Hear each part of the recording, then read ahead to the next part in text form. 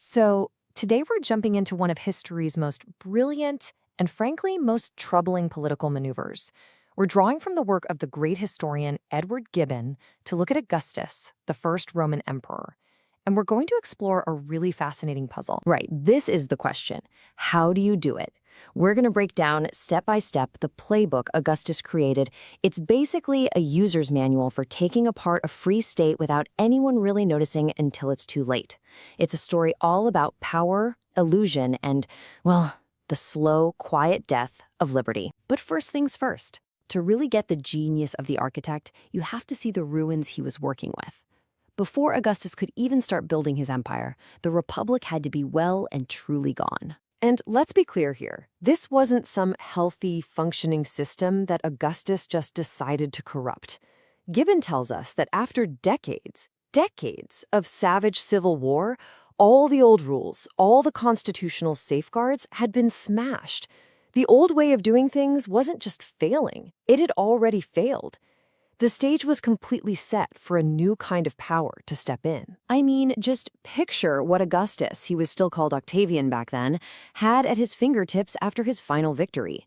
He's got a massive army, 44 legions of seasoned veterans who are loyal to him, not to the state. The old powerful families, they're either dead or totally disgraced. The provinces far from Rome, they are so sick of being ripped off by corrupt officials, they just want one stable boss. And the people back in Rome itself, Gibbon says all they wanted was bread and public shows. You know, food and entertainment. The entire Roman world, from the very top to the very bottom, was just exhausted. And it was crying out for one thing, peace. And they were willing to pay any price to get it. Okay, so the board is perfectly set for a takeover. What's his first move? Is it some big, dramatic power grab? Nope. It's a performance. A masterpiece of political theater.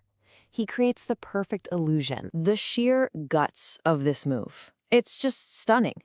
Augustus walks into the Senate and gives this big, dramatic speech, basically resigning from power. He says he wants nothing more than to just be a regular guy again, a normal citizen. But here's the trap. As Gibbon points out, it was dangerous to believe him, but it was even more dangerous to look like you didn't. The senators, absolutely terrified, immediately refuse his resignation and beg him, they literally beg him, to save the Republic by taking command. And this one move just perfectly sums up his entire strategy. On the surface, it looks like he's honoring the Senate. He kicks out the corrupt members, he makes it a more exclusive club, and he takes this really humble title, First Citizen. It looks for all the world like the good old Republic is back. But what's really happening? The reality is, as Gibbon writes, the core principles of a free state are totally lost when the legislative power is nominated by the executive. He was restoring the image of the Senate while completely gutting its actual power. It was brilliant. So behind this beautiful, carefully built facade of a restored republic, Augustus starts his real project, quietly, systematically collecting every single important piece of power and putting it in his own pocket. See, in the old republic, all these powers were held by different people and for limited times. That was the whole point, to check and balance each other so no one person got too powerful. But what does Augustus do? He gets the Senate to grant him all of them for life. So now he commands the armies, he controls the entire government, he runs the state religion, he oversees the private lives and fortunes of citizens, and he has direct command of the provinces with all the soldiers. He basically created a brand new, unstoppable form of authority just by collecting all the old jobs for himself. And this is the final product. This is Gibbon's core definition of the whole system Augustus built, and it is the most important thing to understand. It wasn't a monarchy that called itself a monarchy. No, it was something much, much sneakier. It was an absolute, total power that just wore the clothes of the old, free government. The people were told they were free citizens of a republic, even while they were being ruled by a single, unaccountable master. Okay, so what was it actually like to live in this new system? Well, Augustus created a government that didn't depend on laws anymore. It depended entirely on the personality of the one guy at the top. And that meant its fate could swing between two wild, crazy extremes. This quote really gets to the heart of the bargain the Romans made. Sure, they got peace, they got stability, but their happiness was now incredibly fragile.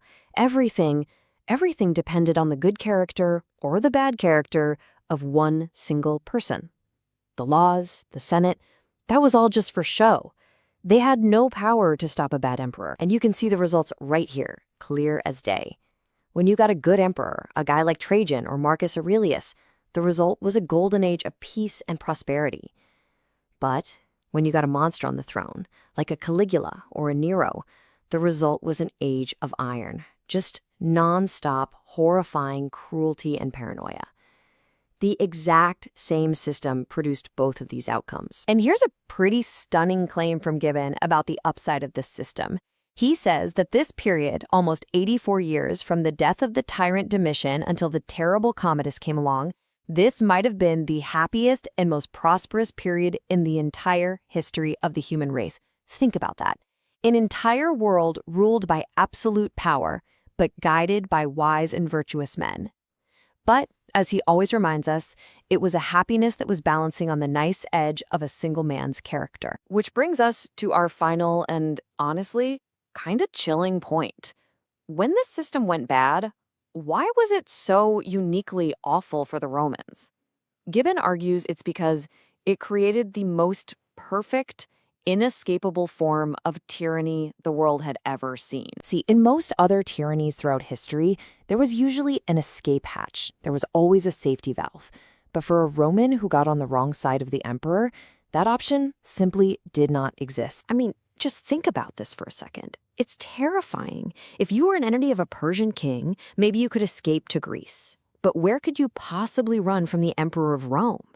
Beyond the borders, there was nothing but, as Gibbon puts it, inhospitable deserts and hostile tribes. The entire civilized world, the whole known map, was controlled by one guy. There was nowhere to go. The world itself had become a prison. Cicero actually said this before the empire was even official, but it perfectly captures the terrifying new reality Augustus built. To resist was fatal, and to run was impossible. You could be exiled to some frozen rock at the edge of the map, but you were still in the emperor's grip. And so this is what we're left with. The true genius of Augustus wasn't just grabbing power. It was creating a system where people willingly submitted to slavery because they were constantly and respectfully told they were still free. He built a cage with invisible bars. And it leaves us with a question that echoes way, way beyond the Roman world.